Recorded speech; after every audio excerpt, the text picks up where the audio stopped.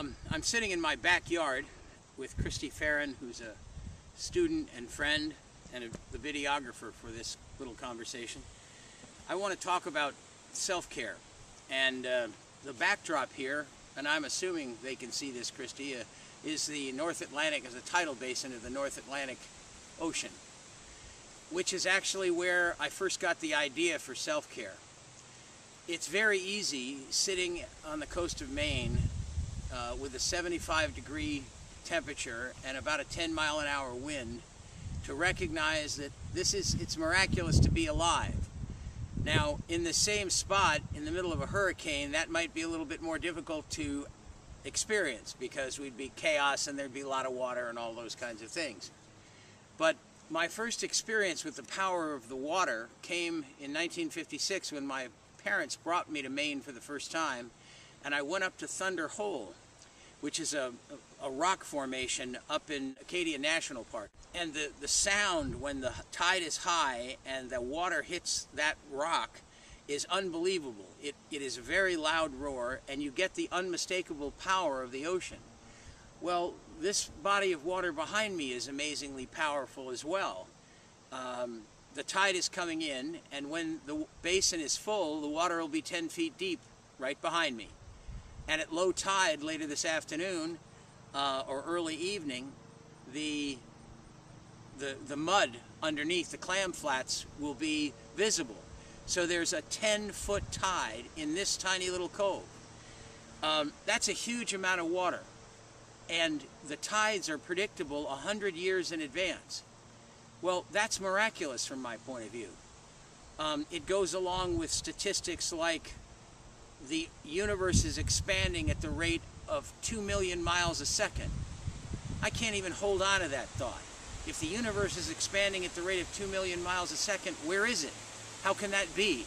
Anyway, the idea of self-care is really about three things. Three simple things. First of all, recognizing that this is a miracle. Now, when I say miracle, I mean thinking about the fact that one option, obviously, is that we're no longer breathing, and therefore we'd be dead. Now, I don't have any idea what the afterlife is. I have no idea, as I jokingly said at the time of my father's passing, if it's the way he believed it was going to be. He is up there having a conversation with God, telling her exactly how it could be improved down here. And if it's ashes to ashes and dust to dust, at least he's not in any more pain. But in any case, I don't know anything about those things. All I know is that right at the moment, I think breathing is really great. It's miraculous. And when I'm aware that that's a gift, then everything else I see is in the perspective of miracle. That's why I think it's important to take the time to recognize that it's a miracle, whether we're by the North Atlantic or in the middle of a very difficult neighborhood in a city that's in turmoil. The second thing is everything is interconnected. Now, there's a lot of hubbub going on in the churches and the Darwinian people. If you use the Judeo-Christian story of creation, God created the world and then created Adam and Eve, and from Adam and Eve came all the rest of the people. Now, at the moment of conception between Adam and Eve, there were two cells, one sperm and one egg, that came together to form a single cell, which then grows into a human being. And not only does it grow into a human being, it grows into a human being with somewhere between 10 and 50 trillion cells in every single one of us. More in some than others, but the fact of the matter is between 10 and 50 trillion cells. Now, the fact is that every single cell contains the DNA for the entire being. So consequently, every single cell has the equivalent of an 11-volume encyclopedia inside of it that explains the DNA for the being. That's why any single cell can be used to identify a person, because there's a specific marker for every person. Now, if you'd use the Darwinian theory of evolution, you go back and back and back and back, and you come to the mammals, and then you come to the birds, and then you come to the reptiles, and you get finally back to the single-celled creature called the amoeba. Well, it doesn't make any difference which single-celled creature you start with, the amoeba or one from Adam and Eve. We're all related. But we don't act that way. And we actually talk to people as if somehow because of their beliefs they're not going to get to heaven if there is heaven. Well, I suggest that if we recognize this is a miracle, everything is interconnected, there's actually only one thing that I can do anything about today. And that's what kind of attitude I bring to the day. Now, if I'm clear and I recognize this is a miracle, then I want nothing but the best for Christy or for anybody else in the world that's walking around on the planet. If I'm in bad shape, if I believe I've been wronged or whatever, I'm much more likely to be antagonistic, be reactivated, all of those things. And anytime I am reactivated by the behavior of other people, my experience is that's about what's going on inside of me. So what I call self-care is actually recognizing this is a miracle. Everything is interconnected. The only thing I control is how I'm going to be today. And then I read 2 pages of a booklet I put together years ago called The Care of the Soul. And this is a booklet that contains writings from Don Miguel Ruiz and Rachel Remen and Deepak Chopra and Thich Nhat Hanh, Marianne Williamson, James Natchway, and Greg Bear. And what I do is read 2 pages and reflect on them. So I'll just pick a couple of pages.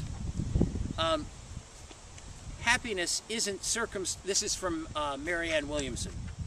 Happiness isn't circumstance dependent. The key to happiness is the decision to be happy. I find it useful to remind myself of that because we were trained that happiness and satisfaction come from external things. If you don't think so, watch commercials. If you drink this diet soda, your body will look like that, then you can have one of these to go home with.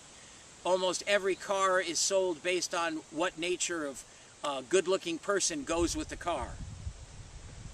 Creation is an extension of thought.